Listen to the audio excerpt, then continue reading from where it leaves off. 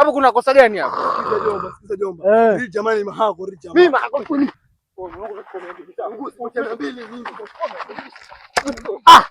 Wewe, ngojeni basi.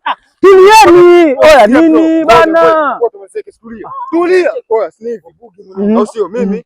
Ameona pesa si ndio? Mimi nikaiokota. Na mkutoe nikupe mikoti 200 basi tuchekeche. Jua vurugu. Hapo kuna kosa gani hapo? Sikiza jomba. Hili jamani mahako, hili jamani. Mimi mahako kwani? Si Mungu. Aya wewe ngoje.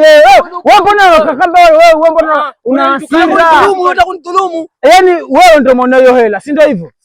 Yaani mwenzako ameona hela alafu wewe mimi nimeona 2000 chini. Zimeanguka.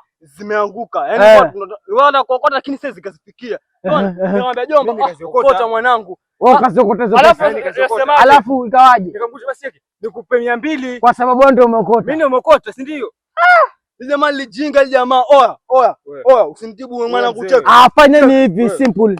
Fanyeni hivi ndugu zangu. Mimi naweza tatuwe kesi yenu. Nipatie hizo 2000. Si mlete hizo 2000 niwasaidie vile nataka. Jomba ni hivi. Tumesema for example sawa? Tumekuta pesa tukoto tulimpa mimi na wewe. Sawa? Tunakutisha basi cheki. Oya! John. Asa wacheni wenu ni kwa mfano. Mimi nimeokota 1500 wakati natoka hapa msikitini tayari. Njoni. Nimeokota 1500, njoni. Sasa nimeokota hii 1500. Napatia ngapi ni watu wawili? Tutoe moja full tu. 1500.